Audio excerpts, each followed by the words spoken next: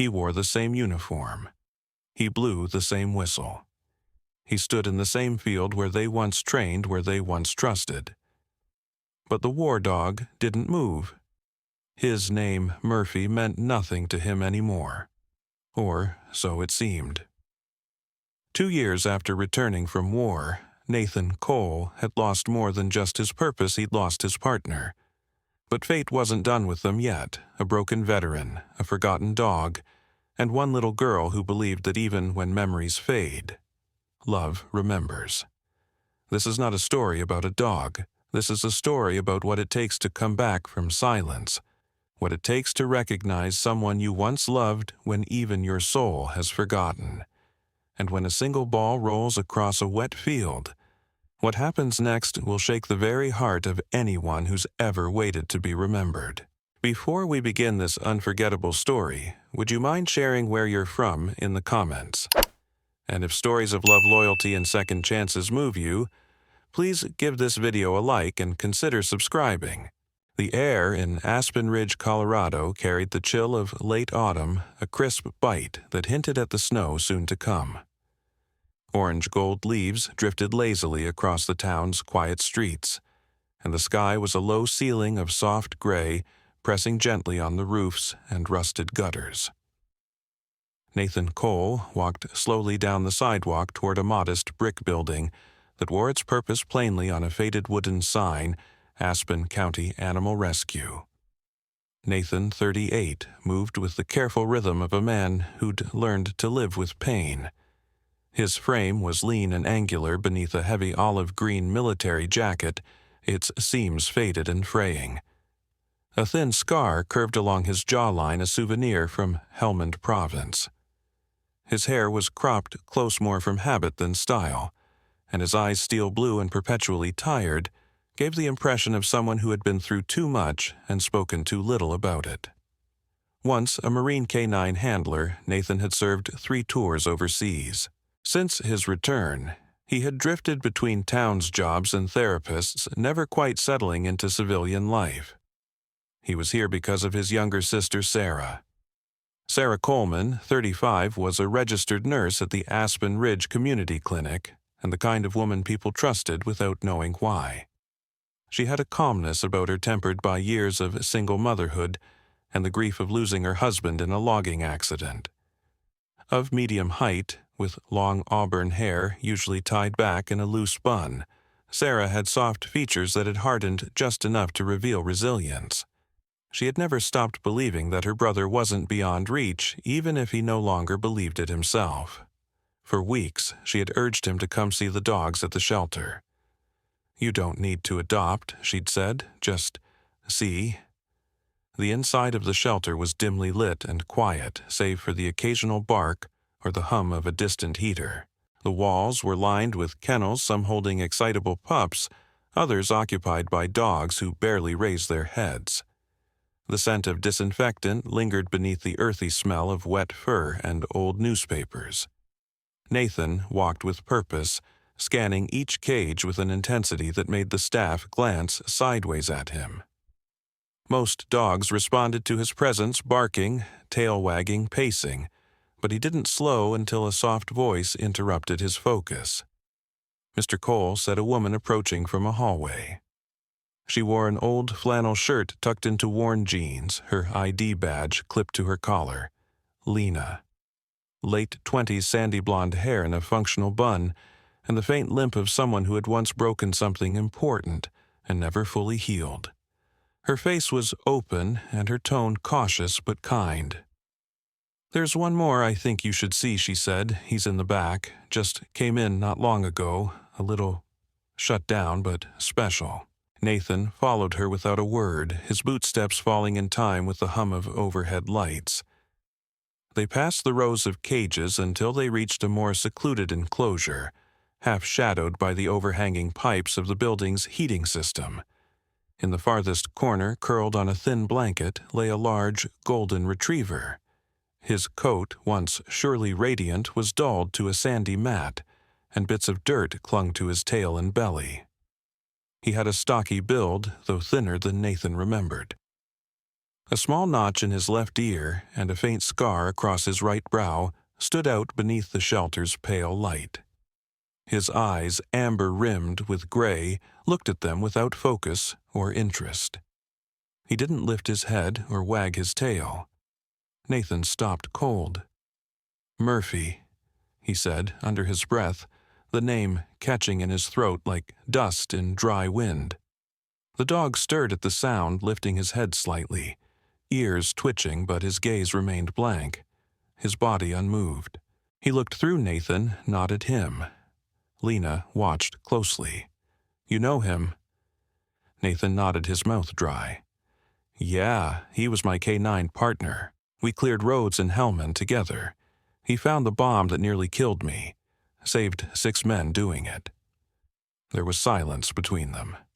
Murphy lowered his head slowly, as if exhausted from the effort of acknowledgement. "We didn't know his full history," Lena said, kneeling outside the kennel. "He was transferred in from a Nevada shelter. No ID chip, no history paperwork. Just came with a note saying, 'Too much to handle.'"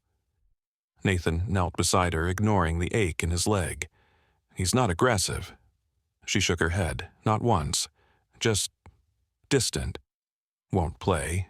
Doesn't eat much. Like he's here, but not really." Nathan leaned forward, lowering his voice. "Hey, Murph. It's me." Murphy didn't react. The silence was brutal. At the edge of the room, small footsteps paused, barely audible. A girl peeked inside. Clara was 10, with long dark hair falling straight over her shoulders and wide dark eyes that always seemed a little too serious for her age. She was Sarah's daughter, Nathan's niece, and had always been a quiet child, especially since her father's death when she was 4. She rarely spoke first, never raised her voice, and found comfort in the company of animals rather than people. Today, she clutched a weathered sketchbook in her arms, its edges decorated with sticker stars and pencil smudges. She stepped in gently and stood beside her uncle, silent. Nathan gave her a sideways glance. "Thought you were waiting outside." "Mom said I could come in if I didn't make noise," she replied softly. He offered a faint shrug. "Well, you're not wrong." Clara's eyes were already fixed on Murphy. She took one cautious step forward, crouched beside Nathan, and stared at the golden retriever for a long moment. Then she whispered, "Is he the one?" Nathan exhaled. "He used to be." Clara studied the dog's face. He still could be. Murphy blinked once. That was all. Without another word, Clara sat cross-legged and opened her sketchbook. With the ease of someone who'd done this before, she began to draw her pencil, moving in small circles, careful lines taking shape. Nathan remained still. Lena stood quietly behind them, sensing something wordless passing between the three. No one said anything more. The only sound was the scratch of graphite on paper, and the rain beginning again outside. The sun barely broke through the dense veil of clouds the next morning, casting a dim silver light over the edge of the forest. Aspen Ridge was quiet, just the wind moving through the trees and the occasional creak of a mailbox flag rattling in the breeze. Nathan Cole stood on the porch of his weather-worn cabin, staring at the open crate in the truck bed. Murphy lay inside his body, stiff eyes wide open but unfocused tail still as stone. The golden retriever hadn't moved since Lena and the shelter team had helped load him up. And now that they were here at Nathan's home, the silence between them felt louder than anything else. Nathan's house was a one-story wooden cabin tucked into a patch of pine trees on the outskirts of town. The roof was sloped with patches of moss clinging to its shingles, and the wraparound porch creaked underfoot. A woodpile leaned precariously against one side of the house. The paint had peeled along the shutters, and the front door bore the marks of years and winters that had come and gone without much care. It was not a place made for guests, and it certainly didn't feel like home. Nathan opened the crate door slowly. "Come on, Murph, you're out." Murphy blinked, but didn't budge.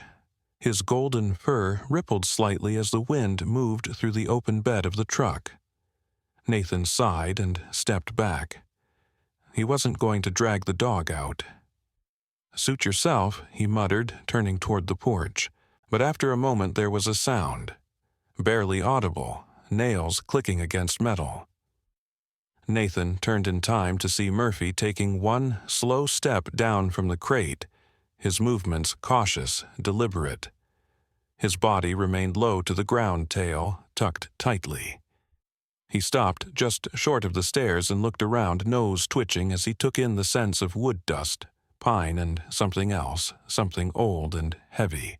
Nathan held the door open. "It's yours if you want it." Murphy didn't move. Instead, he curled up near the bottom of the stairs, head on his paws, eyes tracking the threshold like it was something to be earned. Inside the cabin, everything was where it had always been: sparse furniture, a single worn recliner, a wood stove that needed kindling, and a faded photograph of Nathan and two other Marines pinned crookedly to the fridge. The kitchen was more practical than welcoming, and the guest room hadn't seen a visitor in over a year. Nathan looked around, wondering if the house somehow felt as wary of Murphy as Murphy did of it. By late afternoon, the weather had turned colder. Nathan returned outside and found Murphy still at the foot of the stairs, unmoving except for his eyes that flicked up briefly at the sound of boots. "You hungry?" Nathan asked. He set a bowl of kibble and a clean dish of water at the base of the steps before heading inside. When he checked an hour later, the food was untouched, but the water had been lapped at. That night, Sarah dropped off Clara. Just for a few days, she said, brushing her daughter's hair out of her eyes. She insisted. Said she wanted to help. Sarah was tired as always, but there was gratitude in her smile, the kind of warmth that still flickered even after loss. Her gaze lingered on Nathan for a second longer. Try not to shut her out. Clara didn't speak on the way in. She simply held her small overnight bag with both hands and followed Nathan quietly into the cabin. She wore a pale blue hoodie with tiny embroidered stars on the sleeves and jeans with a patch sewn onto one knee. Her sneakers made soft scuffs on the floor. Nathan pointed to the spare room. "You can take the one across the hall. Bed's not made, but it's clean." Clara nodded, her voice soft. "Thanks, Uncle Nate." She paused on the threshold, glancing toward the front door where Murphy still lay curled. She stepped quietly over and knelt a few feet away, not trying to touch him. Instead, she opened her sketchbook and began drawing again. Later that evening, while Nathan struggled with a stubborn log in the stove, Clara sat on the floor near the dog. She placed a small plate of scrambled eggs near him, just out of reach, but close enough for scent. She didn't speak, just hummed a slow lilting tune, soft enough that even Nathan couldn't recognize it. Murphy didn't move, but he didn't recoil either. At bedtime, Clara asked gently, "Can I leave the door open, just in case he wants to come in?" Nathan nodded, sure. In the darkness, long after the cabin had quieted and the trees whispered outside, Clara lay awake, watching the hallway. She saw the faint movement of a shadow, the soft padding of paws across the wooden floor. Murphy appeared at the end of the hall, but didn't cross the threshold. He lay down there facing her door and rested his head on the floor. The next morning, the sky was a soft blue-gray streaked with pink. The air was colder, the wind stronger. Nathan stood by the window, coffee in hand, watching Murphy still stationed by the stairs. His eyes flicked upward when he saw movement, but he didn't approach. Nathan shook his head and took a long sip. In the kitchen, Clara quietly filled Murphy's bowl with fresh kibble, cracked an egg over the top, like she'd seen her mother do for their old family dog, and slid it closer to the doorframe. This time, when she stepped away, Murphy took cautious steps forward and sniffed the food. He didn't eat right away, but he didn't retreat either. Nathan leaned in the doorway and watched silently. "You really think he remembers?" he asked after a moment. Clara didn't look up from her sketchbook. "I think he wants to," Nathan exhaled. "I don't know if that makes it better or worse. Maybe it's not about remembering," she said. Maybe it's about feeling safe enough to try. That afternoon, Nathan chopped wood in the backyard, hoping the noise would somehow stir a memory in the dog. But Murphy stayed near the front porch ears, flicking at every thump of the axe but never moving closer. When Clara joined him outside sitting cross-legged near the tree line, Murphy turned his head toward her but didn't move. Still, he didn't leave, and that Nathan thought was something. The sky turned the color of ash just past noon, the kind of heavy gray that swallowed all distinction between horizon and cloud. The trees lining the edge of Nathan's cabin swayed as the wind picked up dry leaves, scuttling like whispers across the porch. The temperature had dropped fast, and Nathan stood outside beneath the overhang sipping lukewarm coffee from a chipped ceramic mug. He could feel it in the air, the quiet before the storm. Murphy was lying under the porch's edge, his golden fur dulled by a fine layer of dust and old pollen. He wasn't asleep. He rarely slept deeply, and Nathan could tell by the way the dog's ears flicked at every gust of wind, every creak of the cabin that he was listening. Always listening. Nathan set down the mug on the porch rail and stepped inside. The cabin's interior was dim, lit only by the soft flicker of the wood stove. He moved to the hall closet and opened the lower drawer, the one he hadn't touched in over 2 years. From inside, he pulled out an olive-drab duffel military issue. He unzipped it with care, revealing a worn, neatly folded Marine Corps field jacket, faded by sun and sand. He held it in his hands for a moment before putting it on. It still fit, though snugger around the shoulders than he remembered. The fabric smelled faintly of dust earth and something sharper memories. Next, he reached into the bag's side pocket and pulled out a small silver whistle. A simple thing, unassuming, but it had once cut through the chaos of gunfire and sandstorms. Murphy had been trained to respond to its sound no matter what. Nathan stared at it, thumb running over the groove near the mouthpiece. Outside, the wind had shifted. A deep rumble echoed from the hills, and a moment later, rain began to fall hard and sudden, slapping against the tin roof bouncing off the porch steps. Nathan stepped out again. Murphy's head lifted at the sound of the door creaking open. Nathan moved slowly down the steps jacket, now dampening at the shoulders, and stopped near the edge of the yard. He raised the whistle to his lips and gave 2 short, sharp blasts. Murphy flinched. The dog's head turned fast eyes locking onto Nathan. There was something raw in his expression, a jolt like a door half opening to a room long sealed. For several long seconds the two stood there locked in an invisible current that neither could explain nor escape. But then Murphy lowered his gaze. His ears drooped. He turned his head slowly and looked away.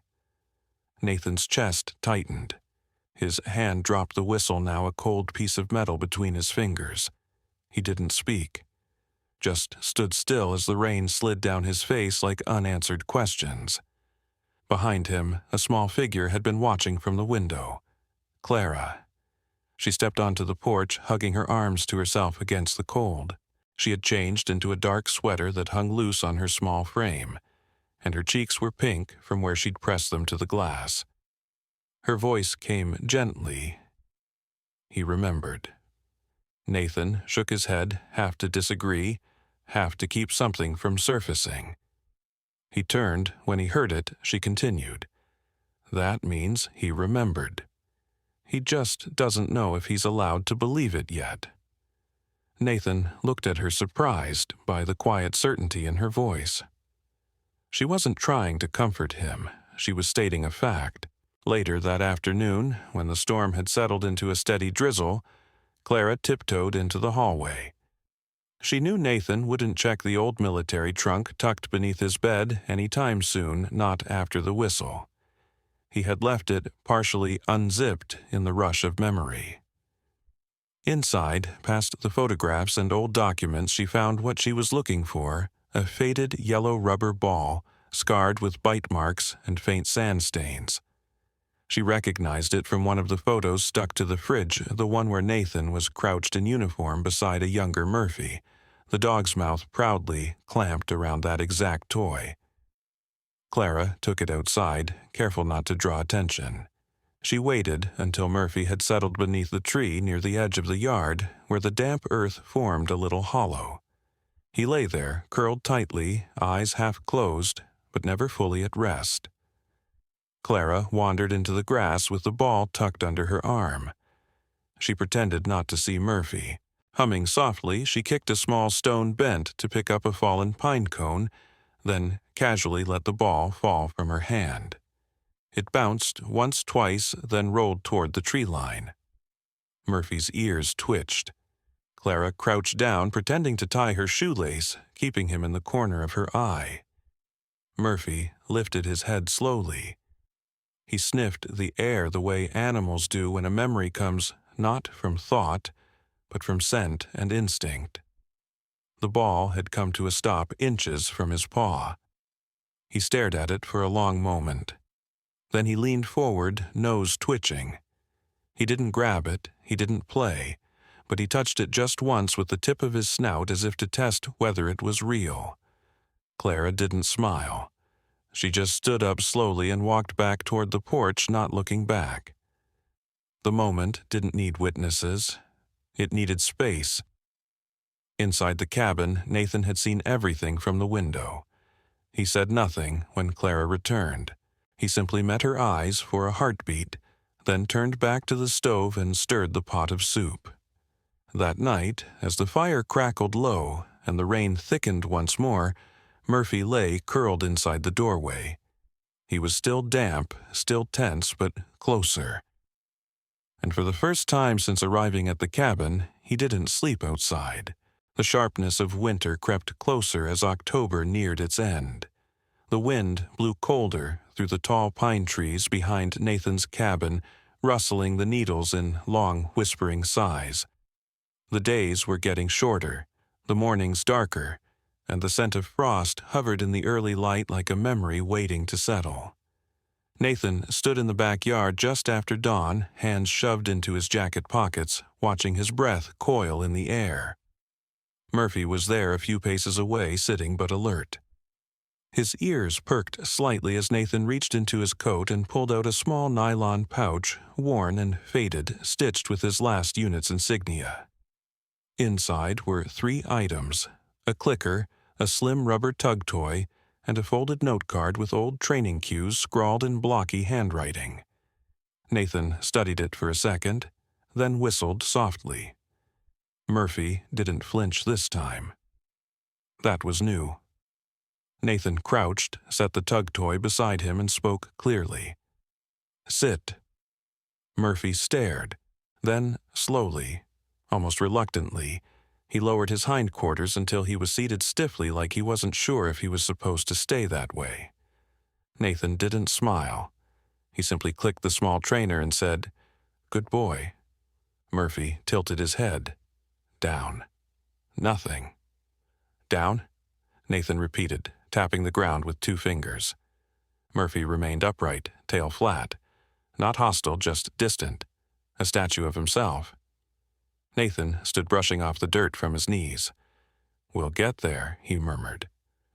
From the porch, Clara had been watching the whole time. She sat with her knees hugged to her chest, a spiral notebook balanced on top. She'd started writing it 3 days ago, right after the moment with the rubber ball. The title on the first page read in careful block letters, "Life with the Dog Who Forgot Everything." Beneath it was a drawing of Murphy, with a question mark above his head, and a tiny speech bubble that said, "Who am I?" Clara had always written when she couldn't speak after her father died. It was notebooks that kept her thoughts safe. Now, Murphy was her subject, not as a project but as a mystery to be understood. Each night she documented what he ate, how long he stayed inside, and whether or not he made eye contact. She noted which commands he reacted to and drew little charts of tail movement and ear positions. That morning, she scribbled 10:22, sat on command. First time, still tense, stared at Uncle Nate like he was trying to remember something from a dream. Around mid-morning, the sun broke through briefly. Clara asked to play in the woods behind the cabin, a thicket of pine birch and scrub oak that formed a natural boundary at the edge of the property. Nathan agreed, but only if she stayed close to the tree line. The woods weren't deep, but they were tangled. Moss grew thick along the northern trunks, and fallen branches formed low winding trails. Clara wandered with a stick in hand, poking at mushrooms and scribbling short thoughts in her notebook. Murphy lay near the porch eyes, tracking her movement through the trees. His body was still, but his ears swiveled with every rustle. Then Clara screamed. It wasn't loud, not piercing, just sharp and scared. Murphy was on his feet in an instant. Inside, Nathan had been stacking firewood in the front hall. He froze as the sound sliced through the cabin. Then he heard the rustling, the kind of movement that wasn't just leaves in the wind. He ran. By the time he reached the woods, Murphy had already disappeared into the underbrush. Nathan followed the dog's blurred trail, ducking branches and crunching through cold undergrowth, until he saw a blue sleeve Clara's. She had slipped down a shallow ravine, one leg twisted under her. Awkwardly, her notebook spilled beside her. Murphy was already there, standing at the edge of the slope, barking short, rhythmic barks, alert, urgent, controlled. Clara Nathan scrambled down, kneeling beside her. "Are you okay?" She nodded, face pale. "I think I twisted it." Nathan checked her ankle, swollen but not broken. He looked up at Murphy, who stood sentinel eyes wide but focused. He wasn't shaking. He wasn't afraid. "You led me here," Nathan whispered, locking eyes with the dog. "You knew." Murphy blinked, then sat, calm, present. Later, Nathan carried Clara inside while Murphy walked beside them like a shadow. He stayed close to her all day, never more than a few feet away. When she rested on the couch, he lay beneath it. When she ate soup, he sat near the table, not begging, just watching. That evening, Clara opened her notebook and wrote, 10/22, Murphy found me. He remembered what to do. He wasn't scared. I think something woke up inside him. Then she added a new page, a drawing of Murphy standing proud, tail-high, ears up. No questions marked this time, just a heart. The morning sun cracked through the thinning clouds like a quiet promise. There was warmth in the air again, fragile but present. It felt like a goodbye to fall, and a hesitant greeting to winter. Nathan stood at the edge of his driveway, hands in his jacket pockets, watching Murphy sniff the grass near the truck. The dog's movements had changed over the past days, no longer stiff or unsure, but fluid, purposeful. He still startled at loud sounds and hesitated with new commands. But there was something else now, too, curiosity. Nathan turned to Clara, who stood beside the porch steps, in her usual canvas coat, her sketchbook tucked beneath her arm, and a box clutched in both hands. "You ready?" he asked. Clara nodded, her breath visible in the crisp air.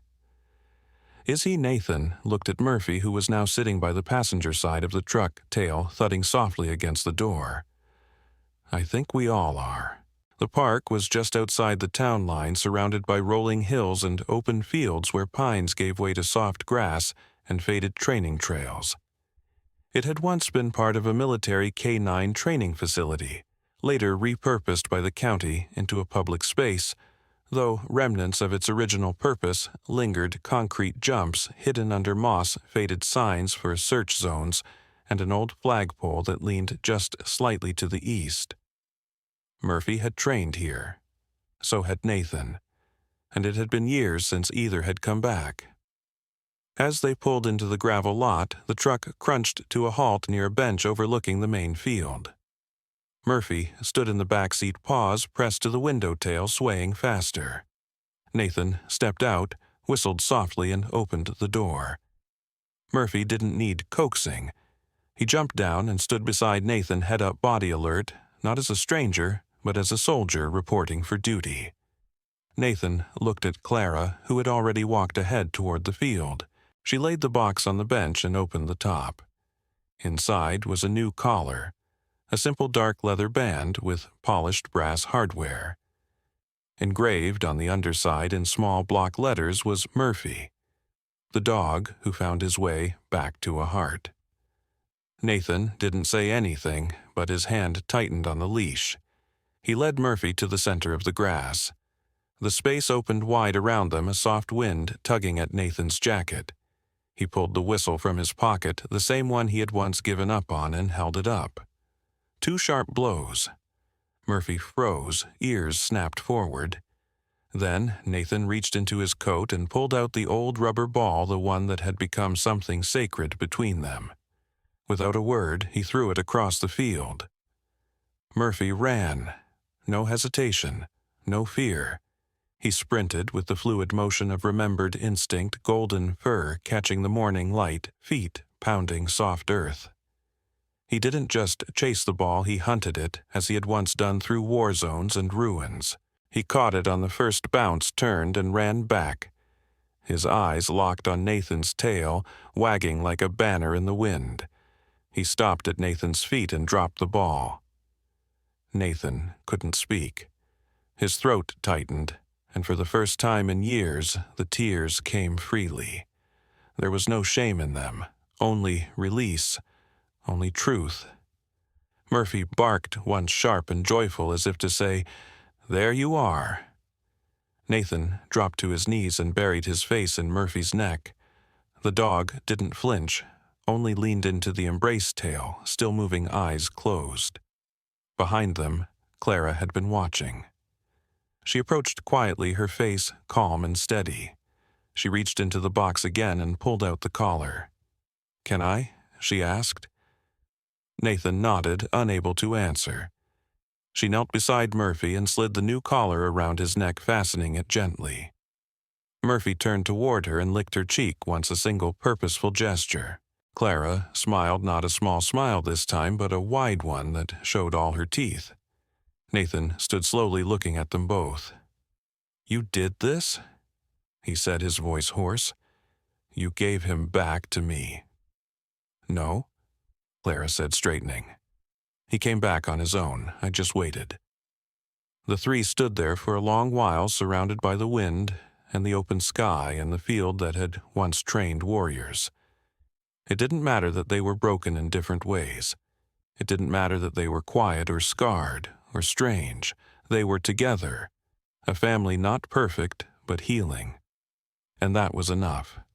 Sometimes the deepest healing comes not in a sudden miracle, but in the quiet return of trust.